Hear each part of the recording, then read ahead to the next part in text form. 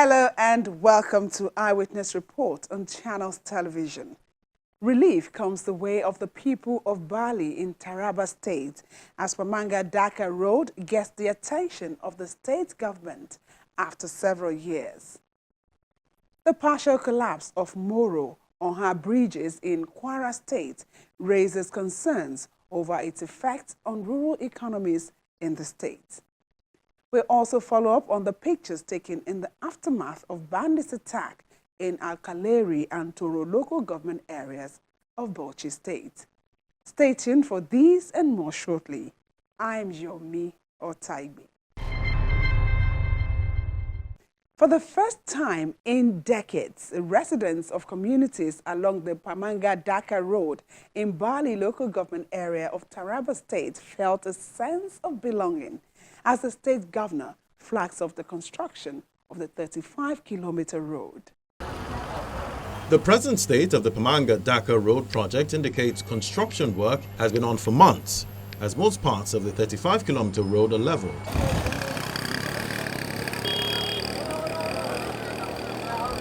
It was approved for construction by the state government in July 2021.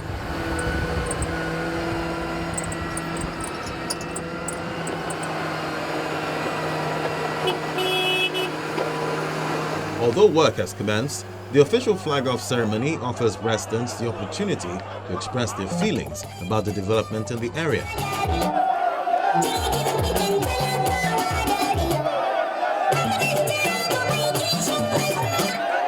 For more than 80 years, the agrarian communities of Pamanga and Dhaka in Taraba State battled with the burden of transporting their produce through dilapidated roads to other parts of the state and the country. We were in bondage. We were trained to life because from here, Pamanga to Dhaka, some 400 years ago, it's a trade to life before reaching Dhaka. You take like 6-7 hours. But today, fortunate for us, this faithful and honorable gentleman, as a governor of Taraba State, beam a light on us by providing us with this road construction. And what I foresee since the northern region, this road was constructed. And up to today, as I'm speaking to you, no any effort from any government except this regime. There was a time that MKO Abiola, may his blessed memory, was about to construct this road. Unfortunately, the issue came up about the compensation. Then Gongola State failed to do compensation.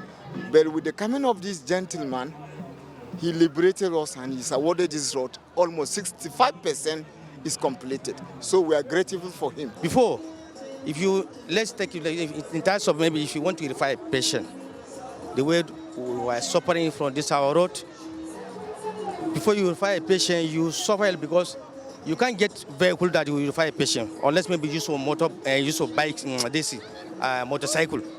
And before, at times, if you are trying to refer the patient, in fact, on the way going, at times we used to have our patient used to die on the road because of the bad road. But thank God now our road, we thank His Excellency Architect Diso Ishaku for rescue us. The extent of work done also enabled the state governor and his entourage to access the communities. Perhaps this traffic has not been experienced for a long time. The road construction is one of the major development projects to be executed by the present administration. The second tenure is winding down.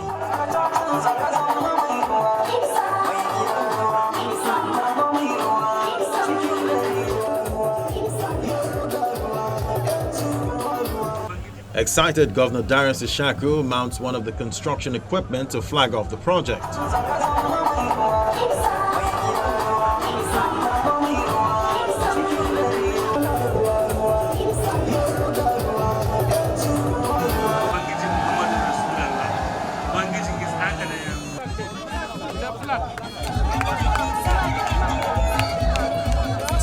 Governor Ishaku remarks that the project is in fulfillment of his campaign promise.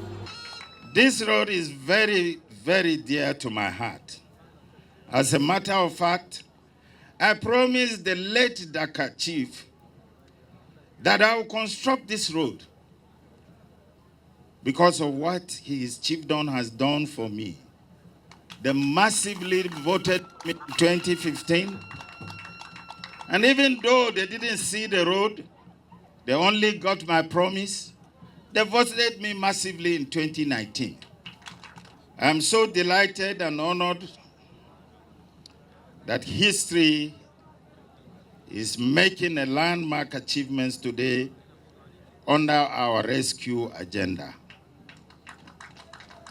If you look at the rescue mission, blueprint agenda is an all-encompassing development plan to deliver the state from socio-economic backwardness. I repeat, to set the development plan to deliver the state from socio-economic backwardness. The governor explains that it is his administration's desire to ensure infrastructure revolution, especially in road construction, to boost every aspect of the state economy.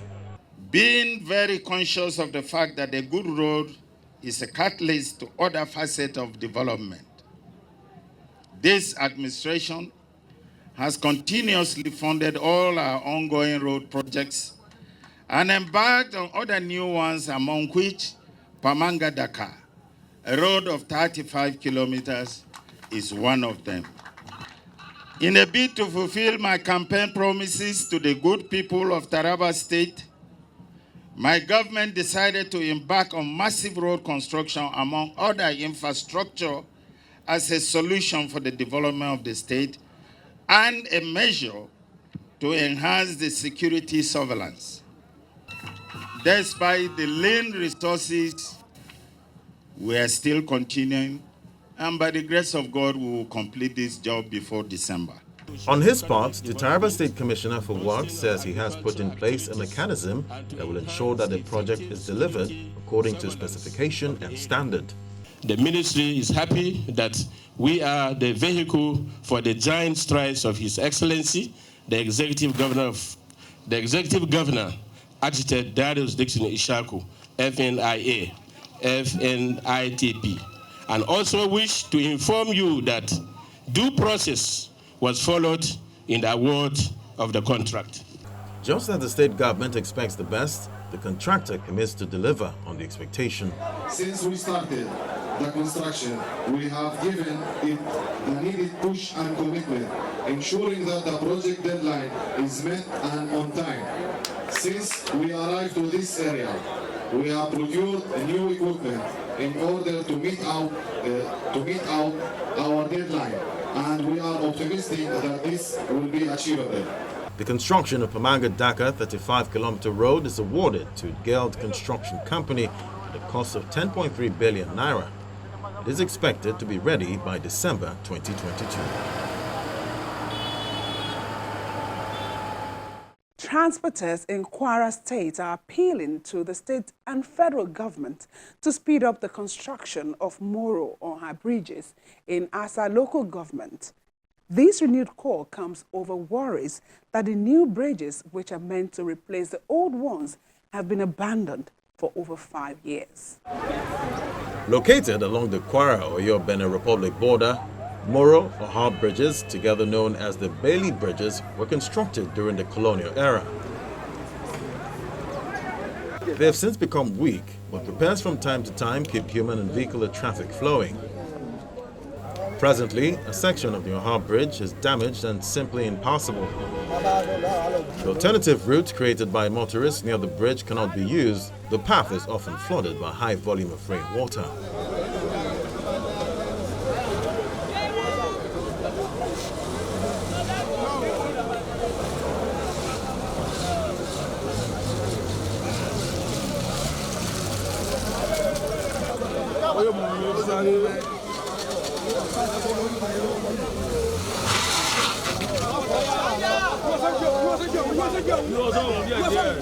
This daily experience, especially in the wet season, is affecting people's livelihood and economic activities.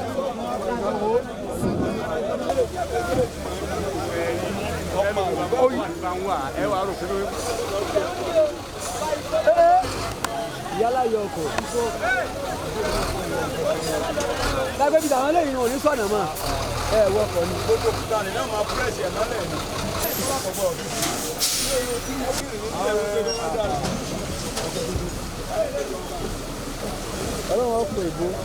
deplorable condition of the Kwara Bridge is also hindering transportation of food and other items from Kwara to Oyo. Worried by the situation, road transport workers are here to witness what motorists are going through and to draw the attention of both the state and federal Ministry of Works to its deplorable condition.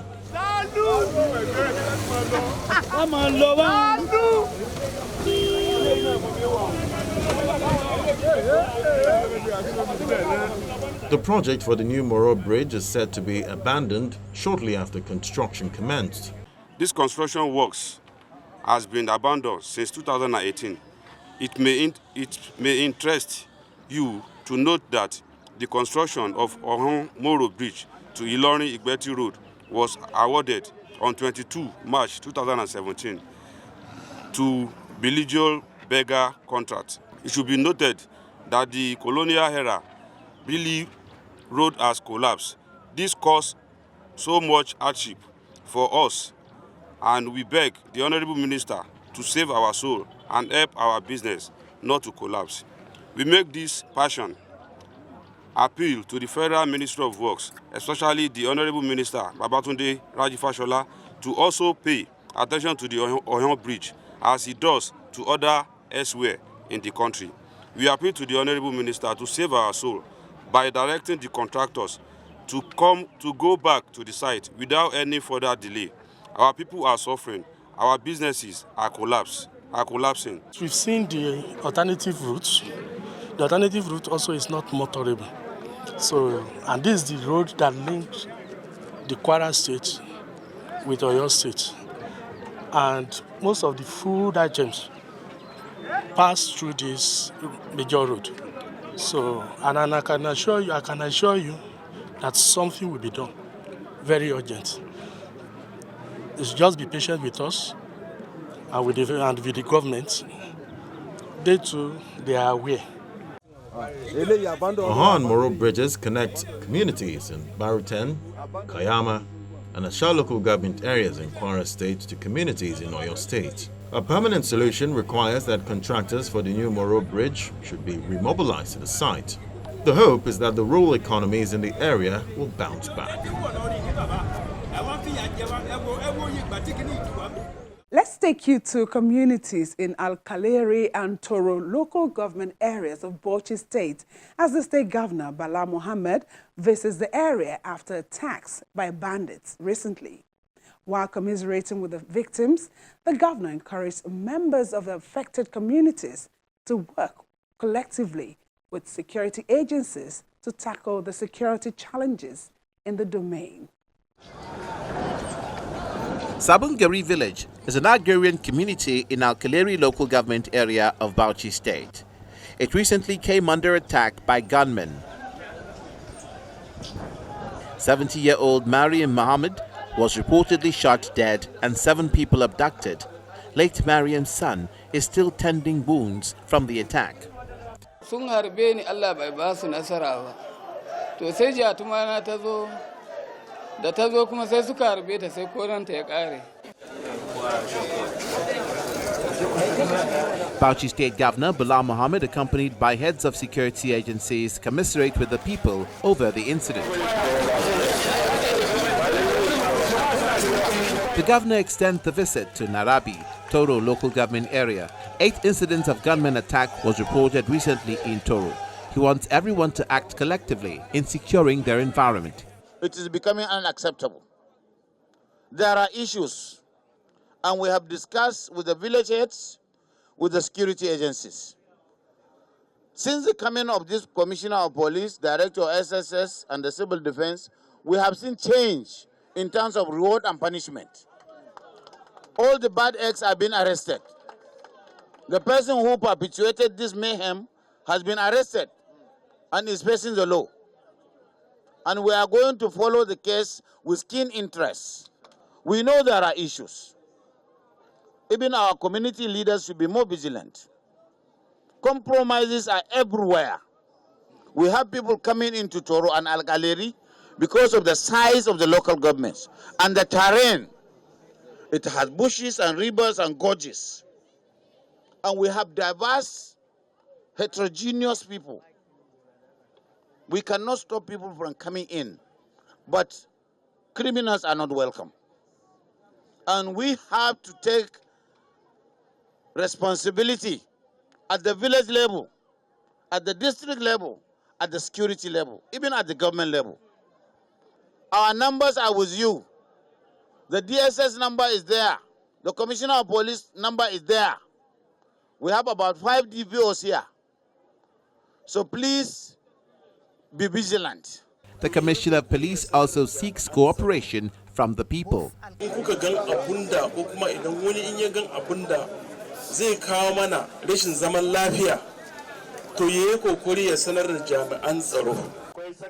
Besides Sabungari and Narabi, Zira community has also witnessed security unrest recently, with particular reference to the abduction of the village head of Zira, Yahaya Saleh, and his son Habibu, who've since regained freedom from their abductors. Similarly, the former Secretary General of the Nigeria Football Federation, NFF, Sani Toro, and a former assistant coach of the Super Eagles, Garba Yila, have also regained their freedom from their abductors after they were kidnapped on their return journey to Bauchi from Abuja. Both Alkaleri and Toro local government areas are surrounded by large forests, which provide sanctuary for criminals, but authorities are confident of bringing the perpetrators to book.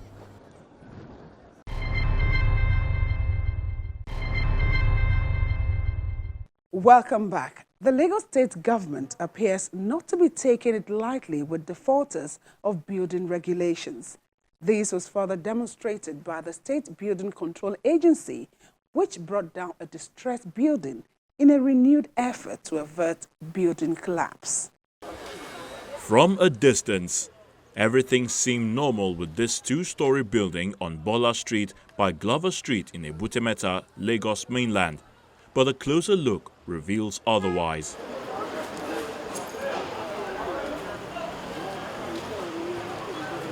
Reason the state government is asking residents to leave while the building is marked for demolition.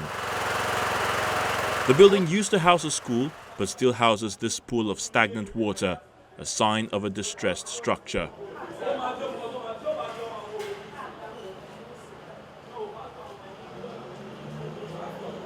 In spite of its bad state, it still provides cover for some residents who would not leave even after an evacuation notice was served.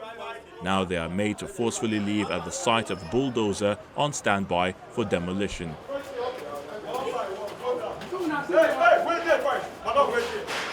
All of you, I want you people to go down at the same time. But no, wait here. Wait here. Don't people go down one by one. You can imagine. Who came here?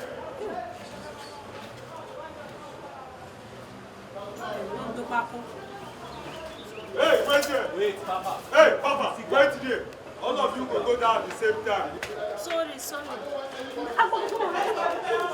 Madam, yeah, go back.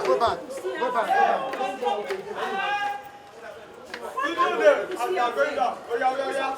They go. They say nobody's there. Somebody's there. How can you make sure somebody's here? Somebody's there because you need 5 minutes. Yeah. Coming back my case, 5 minutes. Don't let anybody go in. One of the occupants pleads to evacuate her belongings. Only me here. What is there? My fridge, that's the big one. They left me. Go and carry your fridge.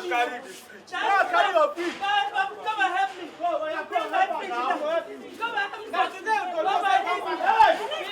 Her plea gets to the right ears and is given a last opportunity.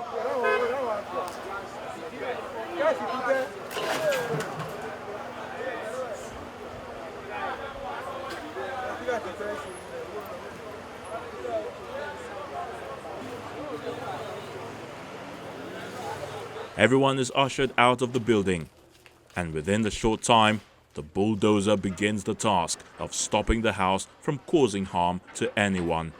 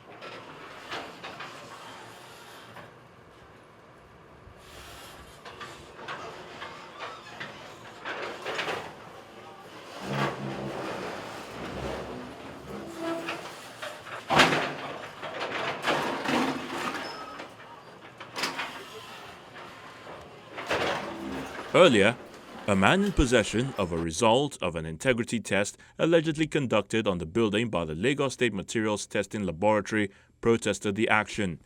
And from the engineer's report and that test report, he gave us about 10 years to effect something like that. 10 years. 10 years. It's on the report.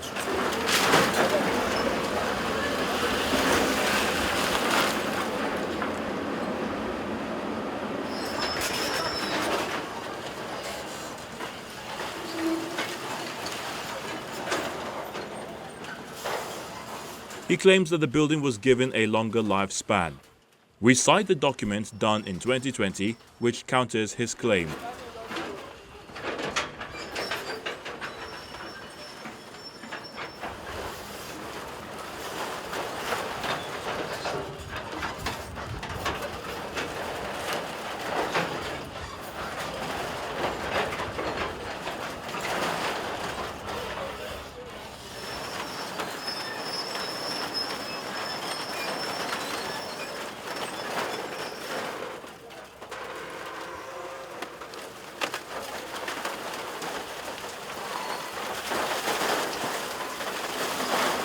Director of Enforcement at the Lagos State Building Control Agency, who leads the exercise, reacts to the man's claim. I'm not privy to such information, it's not to my own knowledge. Very clearly, this house is distressed. Even the residents testify to the facts, attest to the fact that they know that the building is distressed. So for somebody saying that the distressed building will last for 10 years, it must be a professional. Maybe, I don't know where his qualification is from. I wouldn't know if he has such is in such a position rather to give that kind of information, whether it is the time at which a building can collapse. The removal of distressed and non-conforming buildings within the metropolis may not be unconnected to the incessant building collapse in the state. Long before that collapse, the agency has been up and about with its responsibilities. But of course, those incidences also makes us realize that there is still a lot to be done. Okay? So this is still part of our job. We are stepping it up and ramping it up as fast as possible because we get to understand that there is still quite a lot of work to be done, and we're doing as much as we can, making sure that all identified distressed buildings are safely evacuated and safely removed. According to the owners, it may have taken at least 4 years to bring down the building. Now it's taking only a few hours to do so.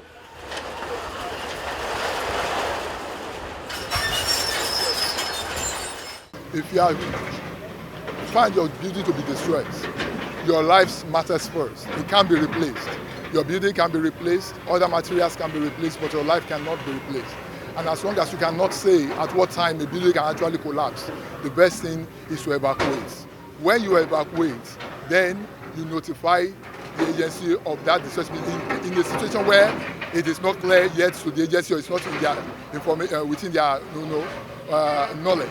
Then you can do that and inform them, because that's also a duty of care to ensure that not only you but every people around you are also safe.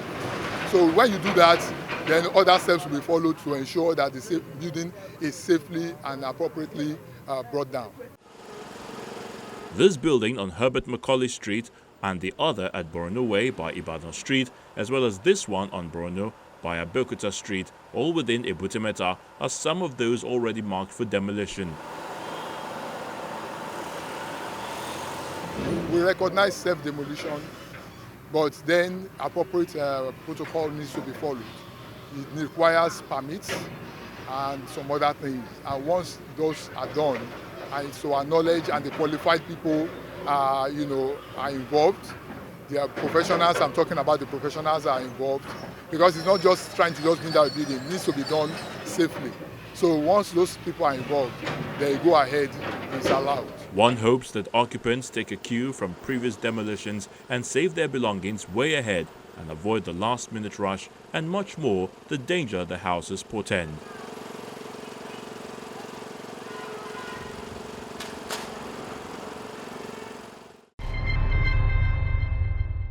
That's it on the program this week. See you again next week. I'm Yomi Otaibi.